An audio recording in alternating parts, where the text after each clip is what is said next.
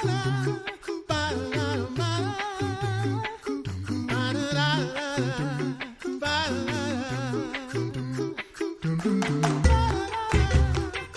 listening to The Coffee Hour. I'm Andy Bates. I'm Sarah Golseth. We're continuing our leadership series with Bishop Jamison Hardy today. Thanks to Concordia University, Wisconsin for supporting The Coffee Hour. Find out more about Concordia University, Wisconsin at cuw.edu. Live uncommon. Talking about leadership today, particularly talking about communicating.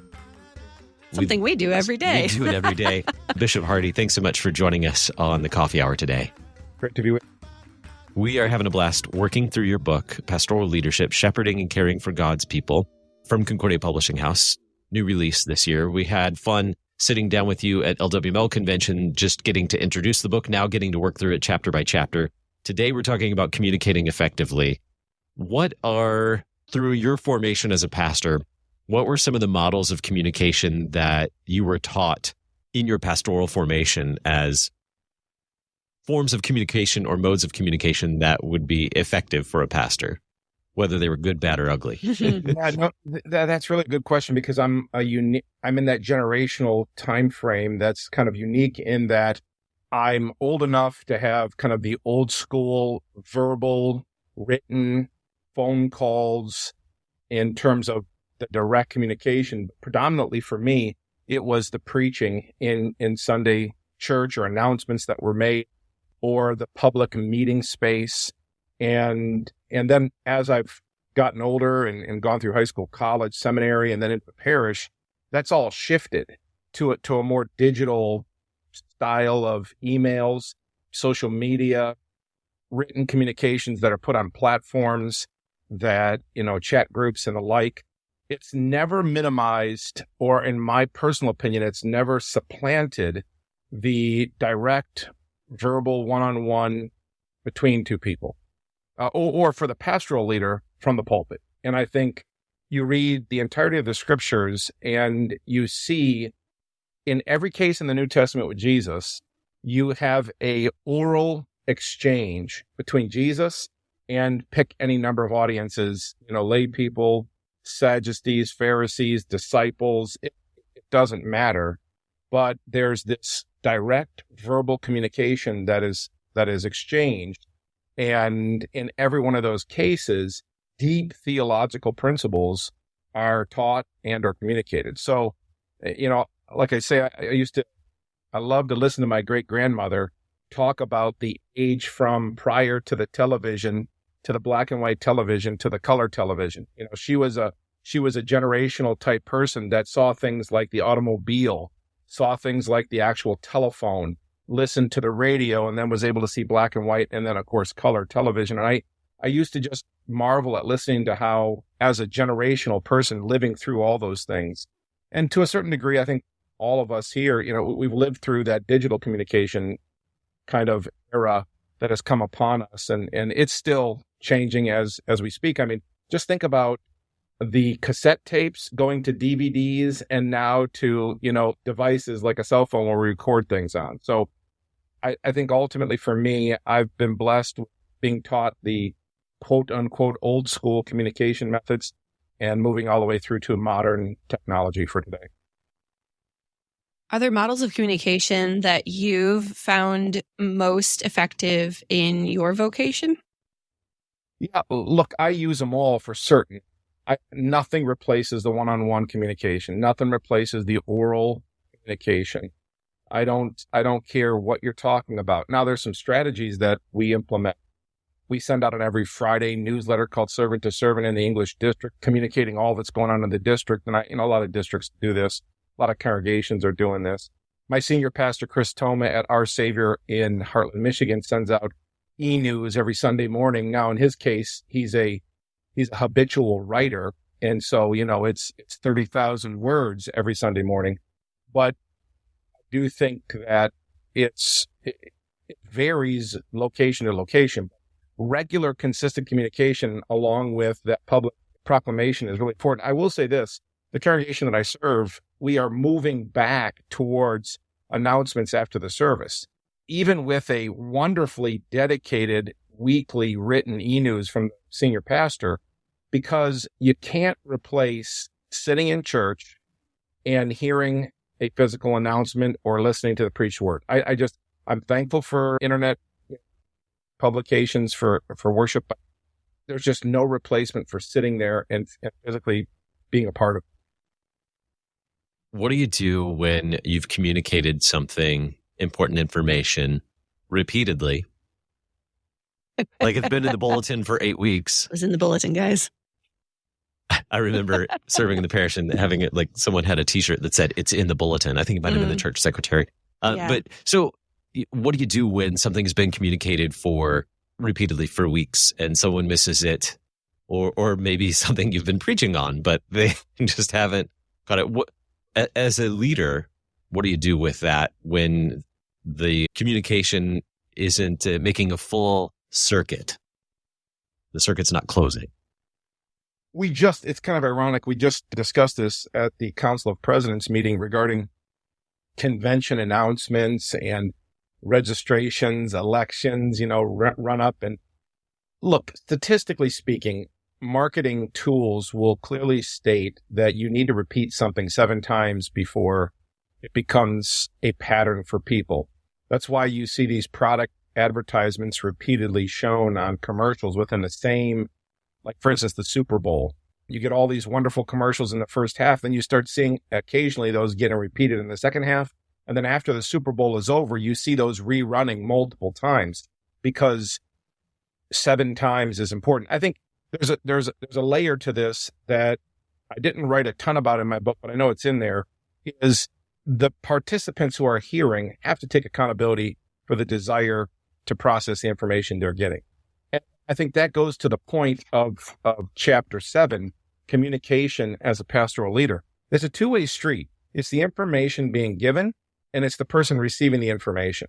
And so there's no doubt about it, in congregational life, people need to be repeated announcements in the bulletin or from the front often, over and over again, to get them to the seriousness of committing to doing or being or whatever is being talked about. But I think what I tend to do is when we're not getting the response we get, we pick the phone call up and we reach out and say, hey, listen, I know you've seen this repeatedly. For whatever reason, it's not been a priority. We need to know X, Y, and Z. And I'll give you a perfect example of this. One of the things that the Synod does annually is this statistical analysis to know how many members are in churches and how many worshipers are in a service and how, all these things that are really important for us as it pertains to life together. We've had to pick the phone up and we've had to call congregations because we've sent out emails, left messages, and we've had to get a physical person to get that stuff done. So, it's frustrating, but I also think being an effective pastoral leader, sometimes you have to go to those extreme lengths. Like I say, picking up the phone or go visiting, knock on the church door and see who's in the building. And did you hear about this? We've only been saying it 75 times. It's an effort on both parts. That's the summary. It's an effort on both parts. Are there ways in that communication in a ministry setting is different from communication in maybe a more secular setting or a different setting outside of ministry life? Are there things that make communication in a ministry setting unique? I think there is, because people take advantage of mercy and forgiveness in the church way more than I think they do outside the church.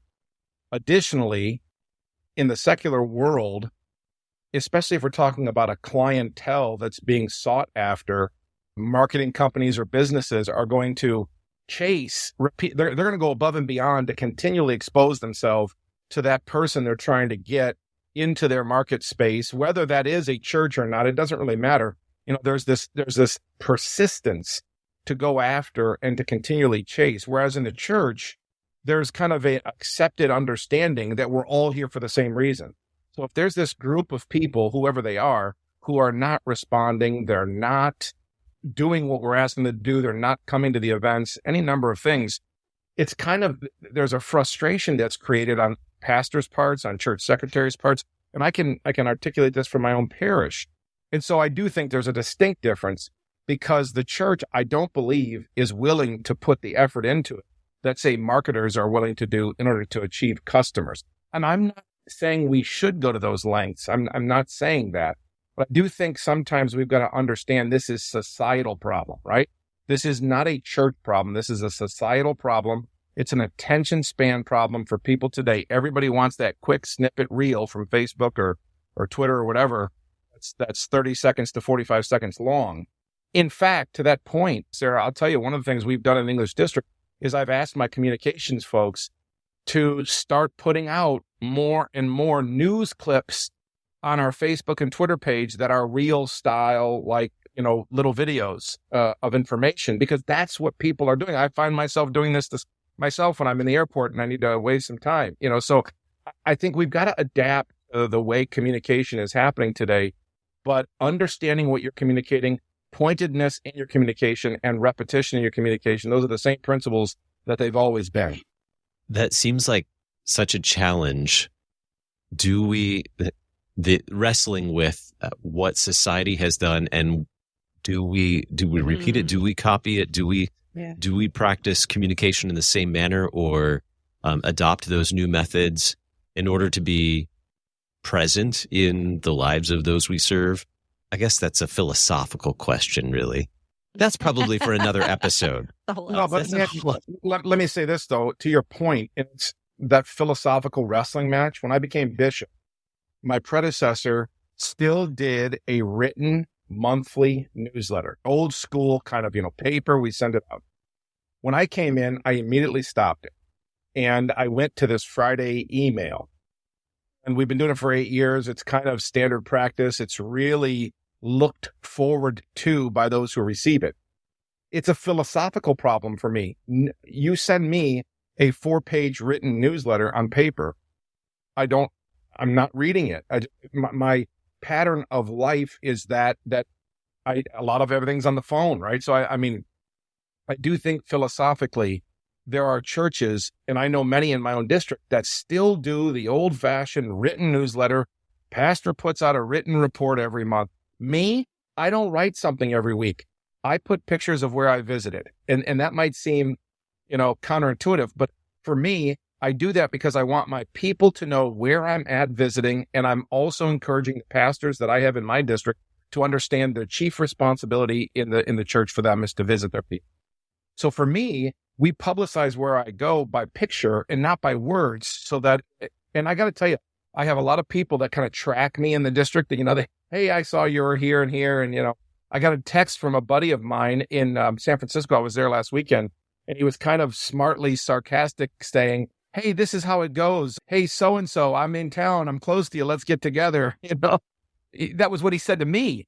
And so, he was very good with his communication because it was really, really kind of cute. Although it was slapping me in the face for not reaching out to him, you see.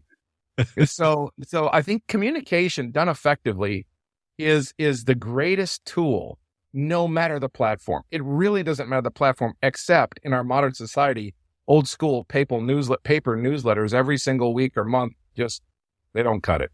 Yeah, the papal newsletters don't cut it either. It's gross too. We're going to take a quick break. We are talking with the Reverend Dr. Jamison Hardy, who's Bishop of the English District of the Lutheran Church Missouri Synod and author of Pastoral Leadership, Shepherding and Caring for God's People. We'll continue the conversation in just a moment, right here on the Coffee Hour. I'm Andy Bates. I'm Sarah Golseth.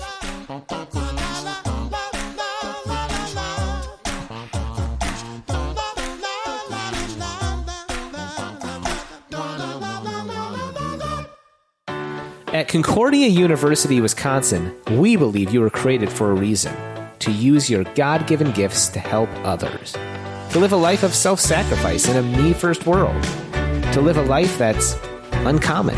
Whether you're taking one of 50-plus online programs or learning with us in person on the shores of Lake Michigan, you'll be equipped to make an uncommon impact. Learn more at cuw.edu. Concordia University, Wisconsin. Live uncommon.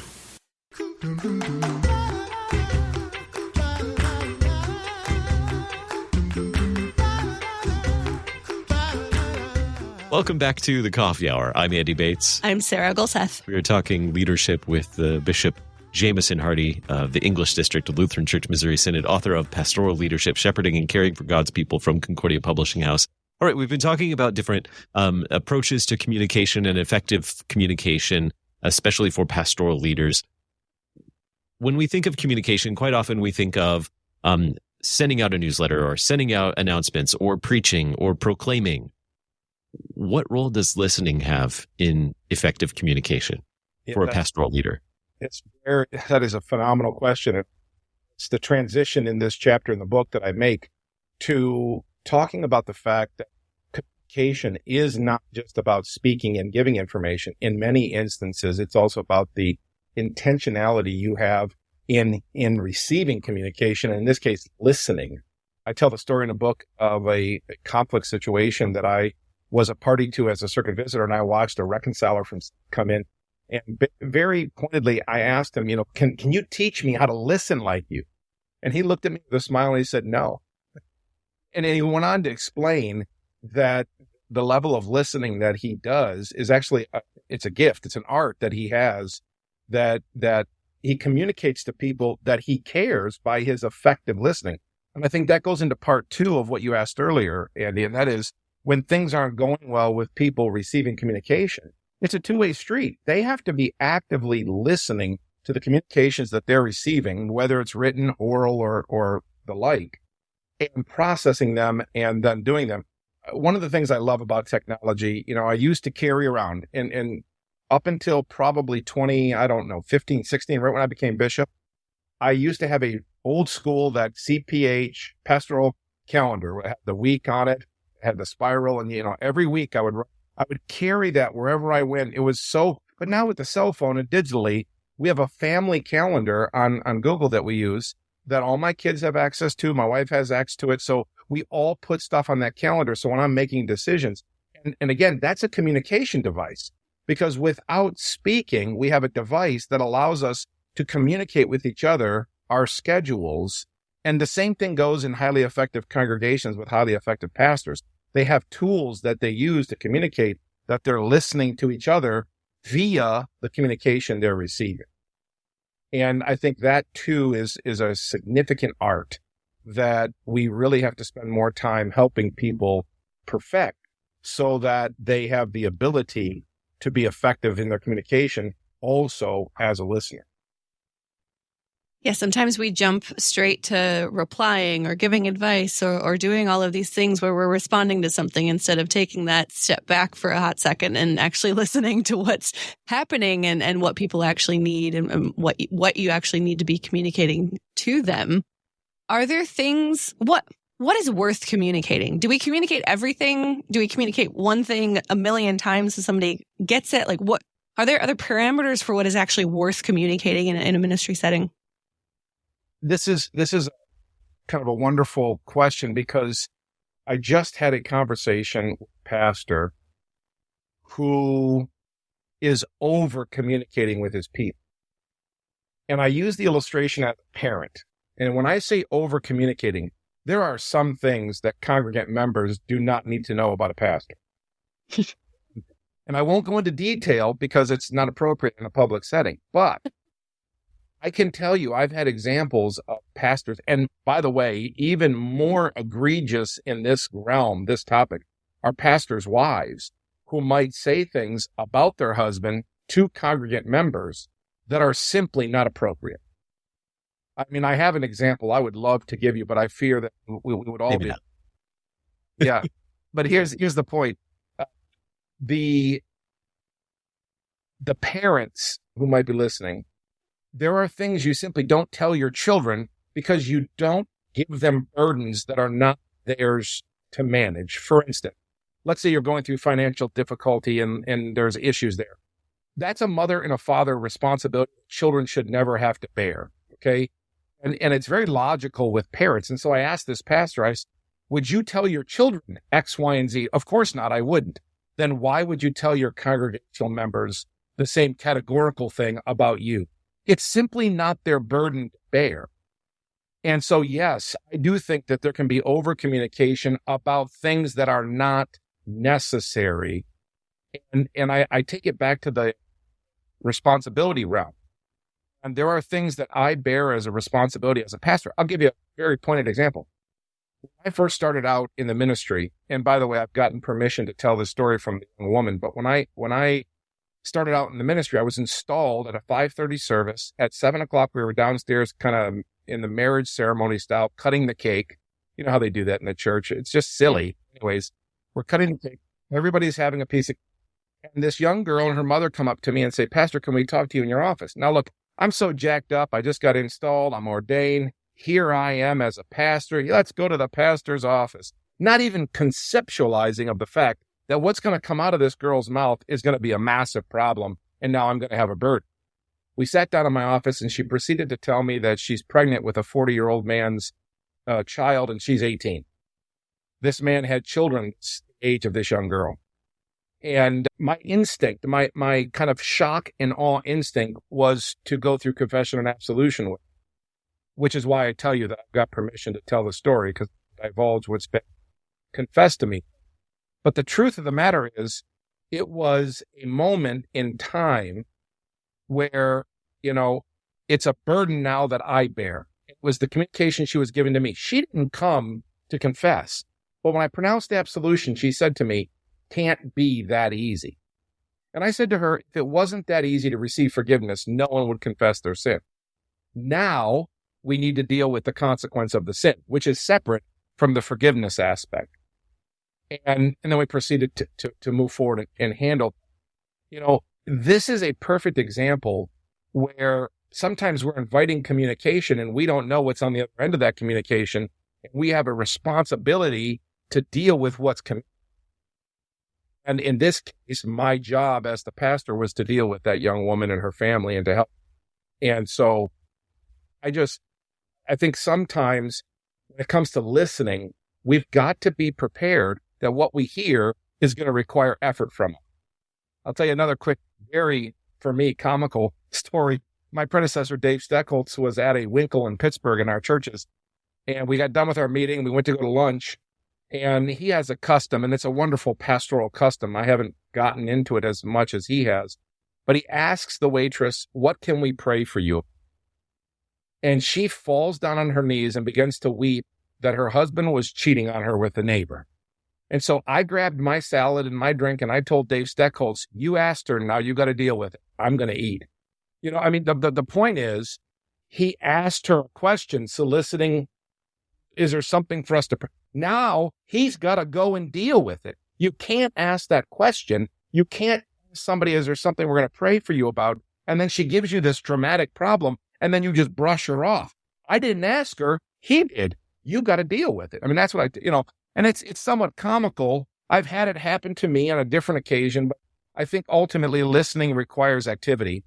And we have to be prepared for what we hear, and we have to be able to respond. It sounds like not just activity, but listening also involves commitment.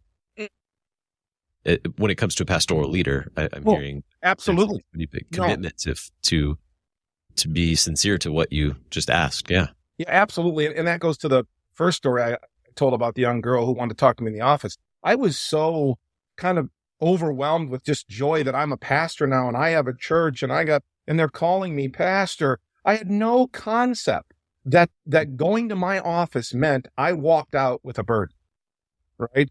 And it's a burden that I don't share. I share the circumstances in this setting here, but my point is, my wife, this was the conclusion to that story. My wife was approached by this young gal about 4 months after this interchange. And she said, I didn't know that you were pregnant, to the young girl. And the young girl said, your husband didn't tell you? And my wife learned very quickly that I don't communicate with her those things that happen in the office. You see what I mean? And so this girl expected that I was going to go tell my wife she was pregnant. It was a part of confession and absolution, and I wasn't saying a word to anybody. It's only since she's grown up and she had the child and everything has gone in a good way that I've since gone back to her and said, I think this is a great teaching tool. Do you mind if I use it? Even though it was in confession and absolution. And she said, please do. She understood the illustrative fact of how to communicate that. And it's really, I use this story with young pastors all the time because I tell them, your wives don't need to carry the burden that you carry in the office. My wife has no need to worry about this young girl, her spiritual welfare, her physical welfare. That's my job. And for me to tell my wife her burdens, this girl's burdens, number one, violates my oath of office in sharing those things confessed. But number two, it puts a burden on my wife that my wife has never asked to have. And I think that's the other part of communication we've got to understand. You simply bear responsibility with the office that others don't. To sum it up, we're just about out of time, about another minute here. To sum it up, from your perspective, what is an effective communicator?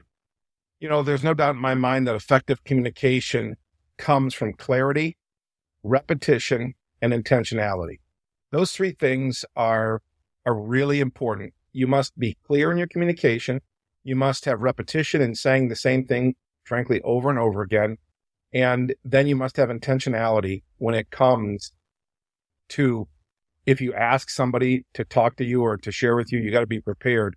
And very simply, practicing clear communication in very non-important settings is important for very important settings. If you don't know how to communicate effectively, you should try it in kind of unimportant settings to practice what you're trying to achieve. And then going back to that final point, listening is a form of communication. I mean, it just simply is. I don't think a lot of pastors understand. We are asked to listen to a lot of stuff.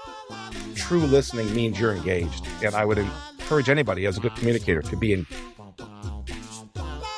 Our guest today, the Reverend Dr. Jamison Hardy, Bishop of the English District of the Lutheran Church Missouri Synod and author of Pastoral Leadership, Shepherding and Caring for God's People from Concordia Publishing House. Dr. Hardy, thanks for being our guest today. You're welcome. Thanks, Brett. You've been listening to The Coffee Hour. I'm Andy Bates. I'm Sarah Golseth.